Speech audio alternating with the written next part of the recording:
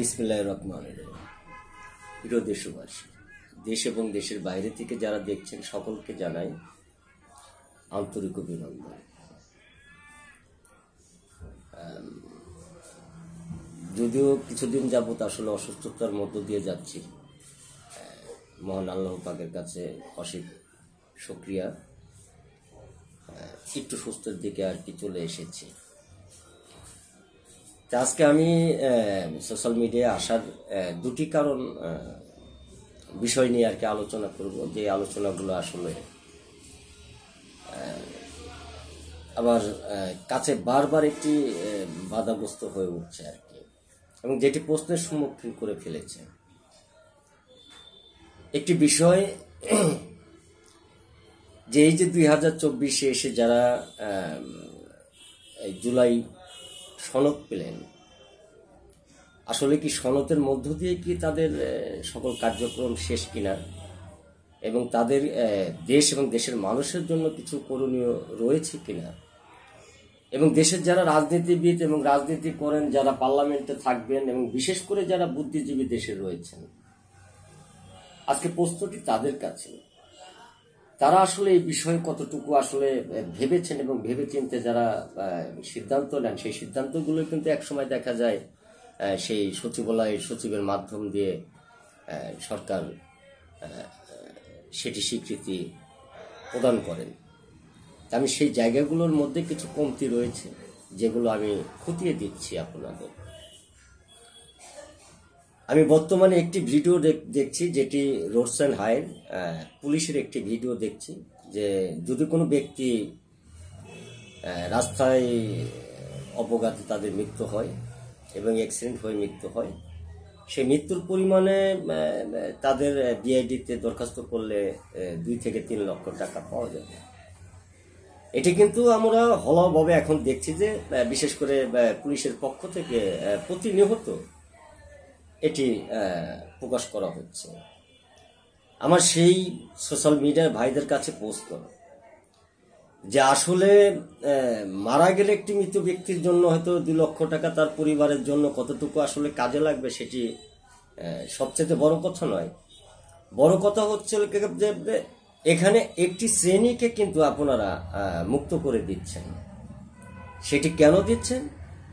কেননা আপনার সেই বক্তব্যের মধ্য দিয়ে বিআইডি থেকে হয়তো সরকার তাদেরকে ক্ষতিপূরণ দেবে, কিন্তু যে চালক অ্যাক্সিডেন্টে করবে তার বিষয়ে কিন্তু আপনারা কোনো পরিপূর্ণভাবে সেই পুলিশের পক্ষ থেকে হলভাবে কোনো বক্তব্য অথবা কোনো আইন বিষয়ে কোনো পরামর্শ, সেটি কিন্তু আমরা এদেশের সাধারণ জনগণ হিসেবে আমরা কিন্তু দেখছি না, যেটি আসলে জাতি হিসেবে একটি লজ্জার বিষয়। কেননা আপনারা তো আগা নিয়ে আসলে পড়ে আছেন, কিন্তু বিশেষ করে আপনাদের নিচে পানি রয়েছে কিনা সেই বিষয় নিয়ে কতটুকু ভাবেন আমার এটি জানা নেই। আরেকটি বিষয় দেখছি, যে ভিডিও আমার কাছে এসেছে, যেটি আমি দেখছি, যে বিকাশ থেকে এখন উপবৃত্তির টাকা বিশেষ করে শিক্ষার্থীরা নিতে পারে। এখানে একটি বিষয় কিন্তু আমাদের অনুভব করতে হবে, এবং আমরা যদি একটি দেশকে এবং দেশের মানুষকে স্বাবলম্বী করতে চাই, তাহলে সরকারি যে প্রণোদনাগুলো রয়েছে তার মধ্যেই আমাদের কিছু ক্যাপাসিটি রয়েছে, এবং তার মধ্যে কিছু বিশেষ বিবেচনা রয়েছে, যেটি দিয়ে আমরা আসলে পরিবর্তন করতে পারি একটি জাতিকে।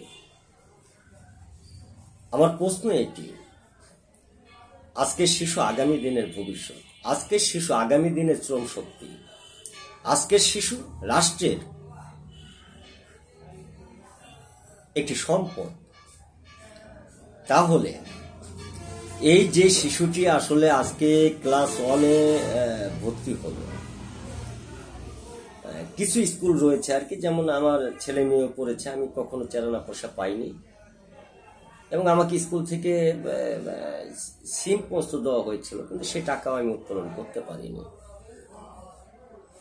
এই যে আপনারা দেখা যায় যে 3 মাস পর পর একটি অর্থ দেন, সেটি 800 হোক, 900 হোক, অথবা 1000 হোক, যেই অর্থটি দেন সেটি বছরে গিয়ে আসলে কত দাঁড়ায়, এটির একটি অ্যামাউন্ট আমি আমার ভাবনার মধ্যে রয়েছে।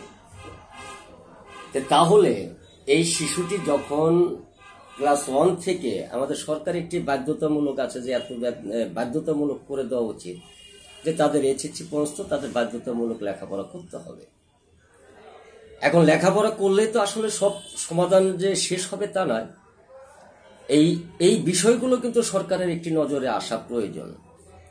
যে শিশুটি আসলে বিশেষ করে স্কুলে যায়, সেই ক্লাস 1 থেকে, যে প্রাইমারি স্কুলগুলোতে যে ক্লাস 1 থেকে যারা যখন ভর্তি হয় তখন থেকে যদি সেই শিশুর যে 3 মাস অন্তর অন্তর যে টাকাগুলো সেগুলো যদি শিশুর নামে যদি ডিপিএস আকারে একটি ব্যবস্থা নিয়ে আসা যায়, তাহলে দেখা যায় যে শিশুটি এইচএসসি পর্যন্ত যখন পড়বে, কষ্ট করে পড়লেও এর পরবর্তী সময় তিনি যে পেশায় নিয়োজিত হোক এবং তিনি যে পেশায় করুক না কেন বা পেশায় থাকুক না কেন, সে ব্যবসায় যাবে কি ভালো একটি পরিস্থিতির মধ্যে থাকবে।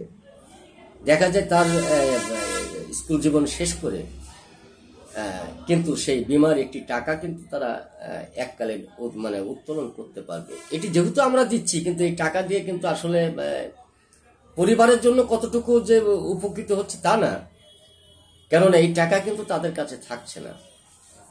তাহলে রাষ্ট্র তো ভর্তুকি দিচ্ছে, কিন্তু রাষ্ট্র সেই ভর্তুকির মধ্য দিয়ে যদি তাদের একটি স্বাবলম্বীর দিক যদি নিয়ে যাওয়া যায়, আমাদের একটি পলিসি সামান্য কিছু পরিবর্তন করলে, এবং দেশের যারা আজকে যারা প্রজাতন্ত্রের কর্মচারী রয়েছেন, এর জন্য হয়তো দেখা যায় যে যারা সরকারি ব্যাংকগুলো রয়েছে সেই সকল ব্যাংকের অফিসারদের এবং যারা কর্মঠ রয়েছেন, যেহেতু এখানে তাদের ছেলে সন্তান নাতিপুতিকে কিন্তু ইনভলভ করা হবে, একজন প্রাইম মিনিস্টারের ছেলে তাকেও কিন্তু এখানে ইনভলভ করা হবে, তার নাতিপুতিকেও কিন্তু ইনভলভ করা হবে। তো সেই ক্ষেত্রে হয়তো সেই ব্যাংকের কর্মকর্তাদের একটু শ্রম বেড়ে যেতে পারে, কেননা কাগজপাতি সকল সময় তাদের দেখতে হবে। স্কুলের শিক্ষক যারা রয়েছেন, যারা শিক্ষার্থী রয়েছেন বিশেষ করে, তাদের হয়তো একটু দায়িত্ব বেড়ে যেতে পারে। কিন্তু এইটুকু দায়িত্ব যদি আমরা গ্রহণ করতে পারি এবং রাষ্ট্রের এই যে একটি যে সরকারি অনুদান যেটি দিয়ে আসলে আমরা এই যে হলভাবে ভিডিওতে আজকে প্রকাশ করছি, সেখানে বিকাশ, নগদ, ইদানিং এই যে সকল বিষয়গুলা, এগুলা কিন্তু এক সময় দেখা যাবে যে এটির কোনো প্রয়োজন পড়বে না। কেন প্রয়োজন পড়বে না? কেননা সেই শিশুটি যখন ম্যাট্রিক পাস করে বাড়াবে, অথবা এইচএসসি পরীক্ষা দিয়ে বাড়াবে, অথবা তার নিচে হোক অথবা তার উপরে হোক, তখন কিন্তু সে রাষ্ট্রের কাছে কিন্তু সে তার একটি কিন্তু টাকা, যে ব্যাংক থেকে সে লোন করার জন্য যে টাকাটা প্রয়োজন, এবং ব্যবসা করার জন্য হোক অথবা আরো উচ্চ পর্যায়ের যে পরীক্ষার জন্য যে টাকাগুলো দরকার, শিক্ষার জন্য যে টাকাগুলো দরকার, সেটি কিন্তু আমরা সেই সন্তানকে কিন্তু এইভাবে কিন্তু দিতে পারি, একটি ভবিষ্যৎ তাদেরকে আমরা দাঁড় করে দিতে পারি। এবং সেই ভবিষ্যতের মধ্য দিয়ে আমার যেটি মনে হয়, দেখা যাবে যে একটি সমৃদ্ধশালী দেশ অর্থনৈতিকভাবে মাথা উঁচু করে দাঁড়ানোর মতো একটি জাতি হিসেবে তারা ভবিষ্যতে তারা বলতে পারবে যে হ্যাঁ, এদেশের সরকার এবং আমরা যারা বিশেষ করে বাংলাদেশ এবং বাংলাদেশে যারা বসবাস করি, বাংলাদেশে আমি জন্ম নিয়ে আসলে নিজের জীবনকে আসলে আমরা গর্বিত হিসেবে মনে করি। এদেশের স্বাধীনতা সত্য, এদেশের বিপ্লব সত্য, এবং আমার দেশের যে সংবিধান, সেই সংবিধানকে দেখে এবং আমার দেশের যে কিছু কিছু নীতি রয়েছে, সেই নীতিগুলো দেখে আমরা বহির্বিশ্বে একটি উজ্জ্বল নক্ষত্র হিসেবে দাঁড়াতে পারি। আজকে সেই সৎ ইচ্ছার ভারগুলো আমি যারা যে দেশের যারা বুদ্ধিজীবী রয়েছেন এবং যারা এই সকল বিষয় নিয়ে আসলে আলোচনা করেন, আমি তাদের প্রতি ছেড়ে দিচ্ছি। আপনারা একটু গভীরভাবে চিন্তা করে দেখুন এদেশে মুক্তিযুদ্ধ হয়েছিল, মুক্তিযোদ্ধাদের একটি সার্টিফিকেট দেওয়া হয়েছে। এখন বিনিময় তারা কিন্তু তাদের 20,000 টাকা এদেশের যারা জনগণ, তাদের রাষ্ট্রের ট্যাক্সের টাকায় কিন্তু এদেশের মুক্তিযোদ্ধারা পরিবর্তন হচ্ছেন, সেই পরিবার পরিবর্তন হতে, জাতির কোনো পরিবর্তন হয়েছে সে নিশ্চয়তা কিন্তু আপনারা দিতে পারেননি এবং সেটি দেখাতেও পারেননি। আবার হয়তো আসেন আমরা আরেকটি দেখি, বিপ্লব যদি নতুন করে যদি বিপ্লবের দিকে যাই, তাহলে আরেকটি গণ অভ্যুত্থান, যেটি জুলাই অভ্যুত্থান। আমরা সেখানে হয়তো জুলাই সনদ দিলাম, শহীদ পরিবারদের জন্য একটি ডলিশন দিলাম, ক্ষতিপূরণ দিলাম, হয়তো আমরা দোষী ব্যক্তিদের বিচার করে তাদের হয়তো সাজা দিলাম, কিন্তু এই যে একটি বৈষম্য এবং যে বৈষম্যর নীতি কথার উপর দাঁড়িয়ে আজকে এই বৃহৎ একটি সংগ্রাম হলো, স্বৈরাচারের একটি পতন হলো, তাহলে এই জাতিকে আসলে আমরা কি দিলাম? জাতিকে তো আমাদের কিছু দিতে হবে। জাতিকে যদি আপনি শুধু মনে করেন যে না আমি একটি ভোট দিয়েছি, তাদের ভোটের স্বাধীনতা দিয়েছি, সে স্বাধীনতা দিয়ে তো লাভ হবে না। ভোটের সাথে দেশের গণতান্ত্রিক যে অধিকারগুলো রয়েছে, সেই গণতান্ত্রিক অধিকারগুলোর মধ্য থেকে যদি কোনো কিছু পরিবর্তন করতে হয়, সিস্টেমের পরিবর্তন করতে হয়, আজকে সেই জায়গাগুলোকে আমাদের স্বচ্ছ করতে হবে এবং সেই ভাবধারায় আমাদেরকে যেতে হবে। আপনি দেখেন যে রাস্তায় দাঁড়িয়ে আমি যে কিছুগুলো জিনিস দেখি যে যারা এই যে অল্প দামের মধ্যে চাউল কিনছেন, যে টিএসসি নাকি বলে, সেটির বিষয়ে আমি বলছি যে সেই বিষয়গুলো নিয়ে কিন্তু আসলে এটা কিন্তু থাকার কথা নয়। কেন একটা ব্যক্তি কি এই দেশের নাগরিক হিসেবে আমার ট্যাক্সের টাকায় এই দেশ চলে, এখানে হয়তো নিম্ন মধ্যবিত্ত, হয়তো উচ্চ পরিবারগুলো এবং যারা শিল্পপতি রয়েছেন, আজকে তাদের মধ্য থেকে আমার যেটি মনে হয় সঠিক যুক্তিতে দেশের যারা ভূমিহীন, যাদের ভূমি নেই, কিচ্ছু নেই, তাদের প্রথম শ্রেণীর নাগরিক হিসেবে স্বীকৃতি দেওয়ার কথা ছিল। কেননা তাদের যে শ্রম শক্তি, সেই শ্রম শক্তির কাছে কিন্তু একজন আজকে যাদেরকে আমরা সেই প্রথম শ্রেণীর নাগরিক হিসেবে দায়িত্ব দিয়েছি, যাদেরকে আমরা মূল্যায়ন করি, তারা কিন্তু প্রতিটা ব্যক্তি আজকে দুর্নীতিবাজ এবং দুর্নীতি জাতাকলে পড়ে তারা দেশের যে সম্পদ, আজকে দেখুন আপনি, যেহেতু আমিও ট্রেড ইউনিয়ন করি, আমি ট্রেড ইউনিয়নের মধ্যে থাকি, কিন্তু আমি তো উপভোগ করতে পারি যে একটি শিল্প প্রতিষ্ঠান যখন চলে, তখন সেই শিল্প প্রতিষ্ঠান কিন্তু এদেশের জনগণের ট্যাক্সের টাকাই চলে এবং সেই টাকা থেকে যতটুকু তারা আয় করে তার 20 ভাগও আমাদের এদেশের যারা খেটে খাওয়া মেহনতি, যারা দিনমজুর, তাদেরকে মধ্যে কিন্তু বন্টন করে না। তাহলে আজকে এই যে বৈষম্য আমরা বৈষম্যর কথা বলে, নীতি কথা বলে যে আজকে যে সংগ্রামগুলো করলাম, যে আন্দোলনগুলো করলাম, এত হাজার হাজার ছেলে সন্তানদের আমরা রক্ত দেখলাম, লাশ দেখলাম, কত মায়ের বুক খালি হয়ে গেল, অথচ এদেশের সাধারণ খেটে খাওয়া মেহনতি মানুষ, মধ্যবিত্ত, নিম্ন মধ্যবিত্ত, তাদের ভাগ্যের কোনো পরিবর্তন হলো না। আজকে সেই পরিবর্তনের ধাপগুলো আসলে নিয়ে আসতে হবে। আমি একটি বিষয় আসলে সবচেয়ে বেশি খুশি হয়েছি, যে কথাগুলো আমরা অতীতেও বলেছিলাম, যে বাংলাদেশের যে সকল শিল্প প্রতিষ্ঠান এবং সকল কলকারখানাগুলো যেগুলো রয়েছে, তাদের প্রতিটা শ্রমিকের পরিবার হিসেব করে তাদের রেশনিং সিস্টেমের আওতায় নিয়ে আসা, যেটির ঘোষণা ইতিমধ্যেই তারেক রহমান দিয়েছেন, যে নির্বাচনের পরবর্তী সময়, নির্বাচনের মধ্য দিয়ে যদি জাতীয়তাবাদী দল আসতে পারে, তাহলে হয়তো প্রতিটা পরিবারের জন্য একটি রেশনিং সিস্টেম চালু করবে।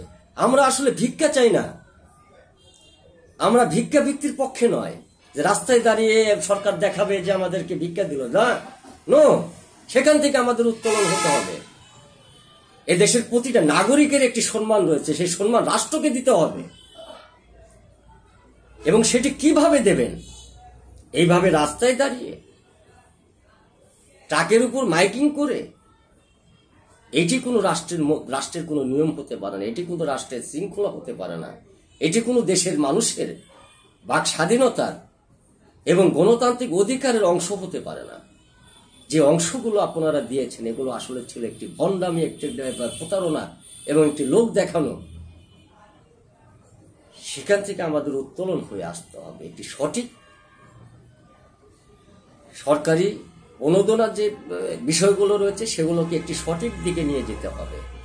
রাষ্ট্র টাকা দিচ্ছে, কেন সেই টাকা তো আপনার পকেট থেকে যাচ্ছে না।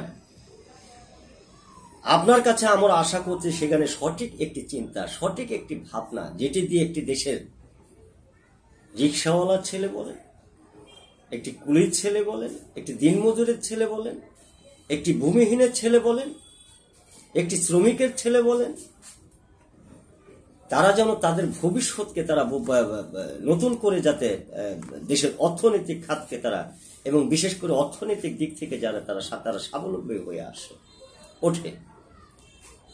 আজকে সেই দিকগুলো আমার মনে হয় দেশ এবং জাতি আমার কথাগুলো কতটুকু মূল্যায়ন করবে তা জানি না, কিন্তু আমি বিশ্বাস করি দেশের শত মানুষের আওয়াজ এবং শত মানুষের সমর্থন একটি দেশের সংবিধানকে পরিবর্তন করে দিতে পারে। সেই হিসেবে আমি আমার জন্য নয়, দেশের 18 কোটি মানুষের আগামী দিনের ভবিষ্যৎ নতুন করে গড়ার এবং নতুন বাংলাদেশে নতুন আলোকিত সন্তানের মুখ দেখার জন্য আমার কথার সাথে আপনারা সহমত পোষণ করবেন। সকলকে ধন্যবাদ।